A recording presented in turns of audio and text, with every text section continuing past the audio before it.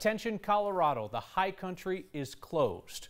Mountains are throwing snow and slides the size that have not been seen in years. Historic avalanches, extreme danger. This is where Highway 91 used to take you south from Copper to Leadville until this. Medical and all assisting personnel, we can help. 10-4, you have a mouth, sir? 1 mile from Copper. The first trooper to come across a massive slide that took vehicles clear off of Highway 91. People in that particular part of the high country are being begged to just stay home tonight, to stay off the roads. The Lake County Sheriff pleaded, saying nothing is worth a life. Everyone caught in this particular avalanche got out safe. The highway from Copper to Leadville is going to be closed clear through the night. And to give you the idea of the unprecedented avalanche danger in places, emergency responders say this slide came off a cliff where they have never seen an avalanche before. I-70 has been stopped near Vail Pass all day after two slides there. Tow truck driver hit by one is okay. I-70 still off limits between Vail and Frisco. The avalanche experts who study the conditions and warn the rest of us, they're running out of words to communicate the level of danger. They've put out extreme avalanche warnings for 4 areas covering Aspen, Vail, Summit, and Gunnison counties, as well as the Saguache Range. First time that's happened in a dozen years. Avalanche mitigation crews have reported back incredible news that they could not find a spot where snow tends to form slabs that hadn't already come down. People are being warned clear down to the valley floor. Warned that just because avalanches in past years have run and stopped uphill doesn't mean they won't make it all the way down this time. Want to give you a live look at I-70 near Frisco. The interstate is closed there. Drivers sitting in this impromptu parking lot have been there for at least 4 hours. At this point, many of those semi-drivers are preparing to sleep in their trucks over the night if they're not able to get into Frisco. Avalanche warnings are going to stay in place through at least tomorrow morning. And the avalanche experts are saying that the slides will continue to come down for days. CDOT saying this means more highway closures, more interstate closures, more mitigation work over the next few days. And what that means is that any driver going up there needs to be prepared to get stuck for a while. I think we have saved lives. I think that CDOT really did an incredible job, and I really do mean that from the bottom of my heart, because they identified the slides that needed to come down. So the whole idea is to take control of these slides, shut the roads down, bring them down. Should they come across the travel lanes, at least there are not any cars there. And so that's incredibly important. The program worked as planned. So we've had a lot of snow this year, but it's not like it is unprecedented snow. Meteorologist Corey Reppenhagen explains why you need to look back to October to truly understand what's happening.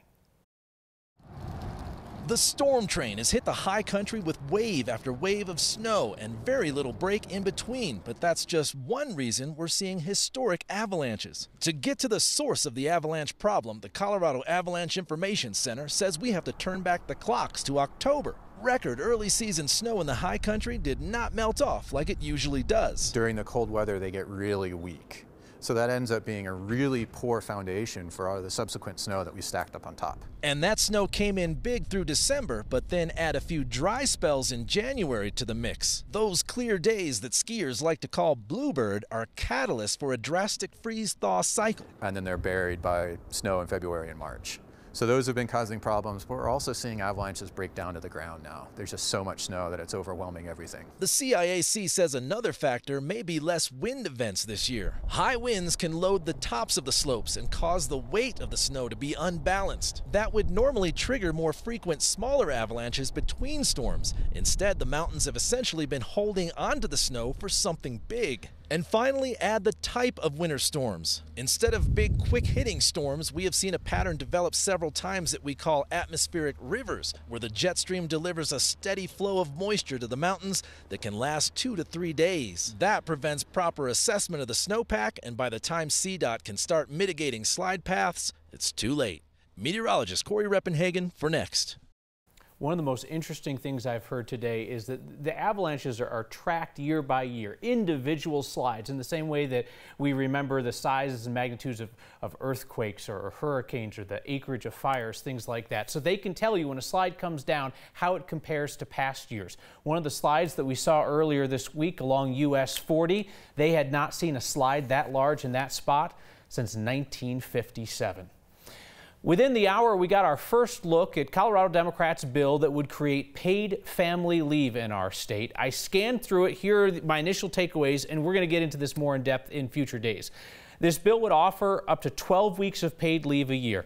Lower income employees would get nearly all of their pay while on leave, but that would taper down for higher income employees.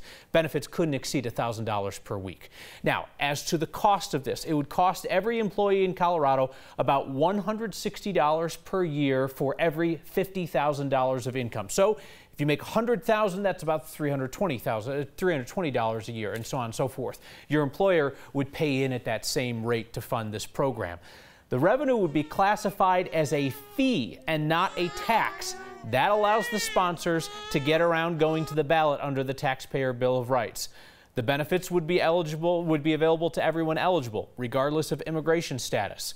And as always in this legislative session, Democrats have enough of a majority that they do not need a single Republican vote to pass the bill. Republican Congressman Ken Buck voted against an anti-hate resolution in Congress today. Every Democrat and all but 23 Republicans voted to condemn anti-Semitism and other forms of hatred. Buck's office did not respond to our request for comment after the vote. This Democratic resolution started out as a specific condemnation of anti-Semitism after a Democratic congresswoman repeatedly suggested that American Jews have a dual loyalty with Israel. That measure was then watered down into kind of an all hate matters resolution, so it condemned all kinds of hate and not just the anti-Semitic comments that prompted the furor. If you're thinking, you know, I've seen more of John Hickenlooper on TV in the last week than back when he was actually running this state. One, you're right, and two, it ends tonight. He's throwing away a going-away party before he takes off for Iowa. I imagine this is like one of those scenes at the old-timey train station, Marshall Zellinger, where people are waving their handkerchiefs and they're dabbing away tears and so forth as he heads off into the sunset. I'm going to sound old, but I wish it was like that. This is not a cliche hand in my ear because it's that loud here. It was tough to listen. This got going about 15 minutes late, so if former Governor John Hickenlooper wants to be president, maybe we need to be a little bit more punctual. As you look at the stage, one thing that caught my eye, and photojournalist Mike Grady, there are 3 U.S. flags. No reference to Colorado in those flags, so Hickenlooper is saying goodbye, Colorado, hello, Iowa. Just so we don't get yelled at for not showing what does the crowd look like. Photojournalist Tom Cole showing you the amphitheater here. A lot of people sitting down. Those are the ones that want to be comfy. The people who want to see Nathaniel Rateliff, they got to the front row. Up top, there was a party pooper at this party already. Above us, an airplane flying overhead that said, "Big hiccup for 2020, Jetgate scandal." That is a reference to a complaint filed with the Ethics Commission questioning whether the governor had improper travel benefits when he was governor. 5 of those trips are being looked at by the Independent Ethics Commission. I reached out to former Speaker Frank McNulty, who filed that complaint. He denies paying for the plane, as does the Colorado GOP, which happened to tweet this out this afternoon.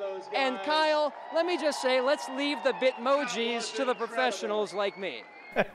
I love this. We have no involvement with the airplane protests, but look, we already have a graphic made for the airplane protests. Oh, poor Marshall Zellinger. They gave him the bad seat right in front of the speaker. I bet you Channel 4's got a really nice quiet spot. Yeah. All right, thank you, Marshall. Denver Elections is going to allow a select few to vote via app this year. Military members and citizens living overseas. And if you're thinking voting over the interwebs, that's ripe for voter fraud. The city acknowledges that concern, but they say they believe this method is more secure than what they're currently doing, which is emailing access to a ballot to the military and people overseas or mailing it there. The application can only be used on newer smartphones, but then they'll also have to go through an identity verification step. That's more than what traditional methods require. So they'll have to take a photo of a government-issued ID, and then they'll also have to take about a 10-second selfie video that they'll submit that's used for facial recognition to confirm that they are the voter who's eligible to vote. West Virginia was the first place to try this Votes app last year.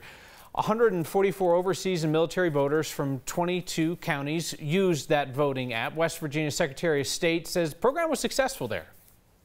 Do we think it was a success? Absolutely, because we didn't have a breakdown in communication. The system worked as planned. The audits have come back, and they've shown us that the system itself was not vulnerable, that it was not infiltrated, or that anyone was able to access the system in a nefarious way. Denver's already sent notice to voters who are eligible to volunteer for this pilot program for the May election, as well as the possible June runoff. We are getting some feedback tonight on the Colorado counties that have declared themselves to be Second Amendment sanctuary counties. There are 8 sheriffs backed up by their county commissioners who say that they will refuse to enforce red flag gun seizures if the bill in the legislature becomes law. That bill would allow judges to order someone's guns temporarily taken away if they're deemed to be a danger. A few of you at home asked why those sheriffs could face contempt of court or jail for declaring a gun rights sanctuary when immigration sanctuary cities in Colorado don't face those consequences. It's a fair question. The reason that sanctuary sheriffs could face punishment that leaders of sanctuary cities on immigration avoid is because of how courts interpret the law. These red flag orders would be judges' orders. And even the conservative sheriffs who support non-enforcement have said to me that they cannot ignore a judge's orders without expecting consequences. Sanctuary cities ignore immigration agents' detainer requests to hold people wanted for deportation. Courts have repeatedly held that those immigration detainers are not legally binding. They're not like a judge's order. That's the reason why sanctuary cities like Denver will tell ICE, come back with a judge's warrant if you really want somebody. Then they would have an order that's similar in weight to those in the red flag bill. That red flag bill continues to move through the Democrat-controlled legislature without any Republican support at this point. We do not always see ourselves as others see us. It's interesting how they perceive themselves and how the artist perceives them, and seeing them come together. Next, seniors at a retirement community get to see themselves through the eyes of high schoolers. And a fresh look at Colorado's Chicano movement, 50 years in our rear view.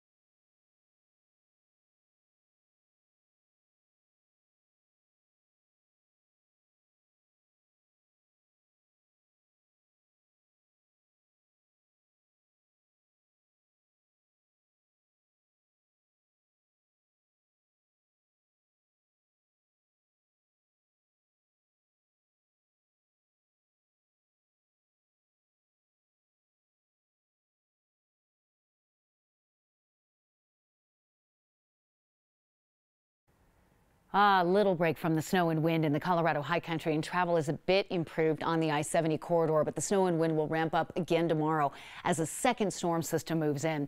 Avalanche warnings will be extended out for most of the higher terrain areas to extreme category due to the unstable snowpack, the gusty winds, and more snow coming.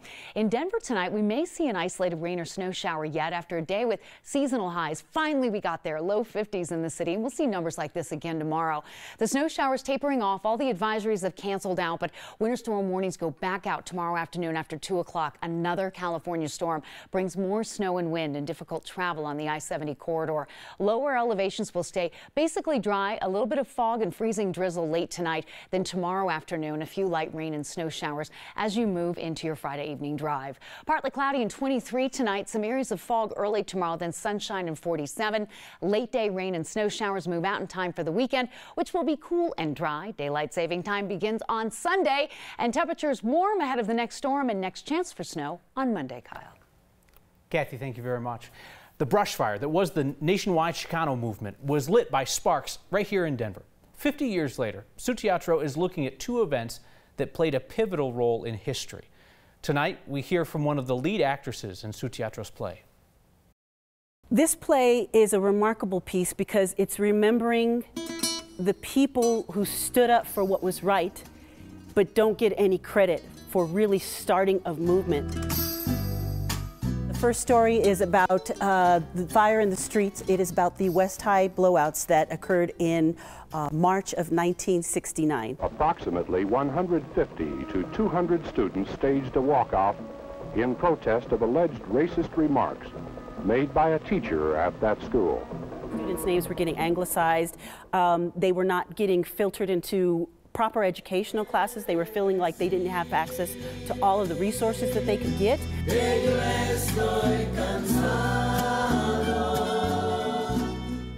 In addition to that, because of the Vietnam War, the students were not being encouraged to look into colleges. They were being encouraged to speak to the military people trying to recruit the students. The other story we are telling is War of the Flowers, which tells the tale of 5 women who worked at the Kitayama Carnation and Rose Plant in Brighton, Colorado. They were led by a woman by the name of Guadalupe Briseño, who encouraged the workers, the women who were working there, to go on strike to protest the treatment and the wages and the conditions that they had to experience. And I think this is something that is long overdue for all of these people in the community to have a sense of understanding what came before them, and to have a sense of pride in what the people around us have been able to accomplish, and also to understand that the fight still continues. That story is told to our Sonia Gutierrez. Chicano Power 1969 starts March 14th at Sioux Teatro. Next, we look back on a life through a new set of younger eyes.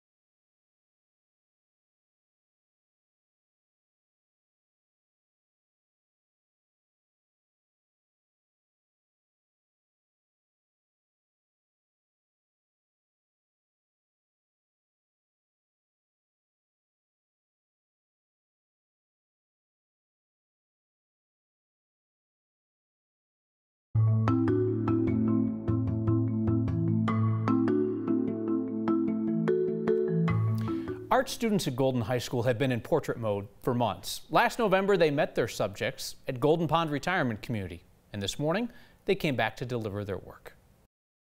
I wanted to make it something that was special to him and something that he or his family would enjoy. My name's Madison Larson. I'm a senior at Golden High School. Around November, we got the opportunity to visit the Golden Pond Retirement Home to meet some of the people that live here, and we got to know some of them, and today we finally got to give them the portraits that we've been drawing of them. Wow. Yeah.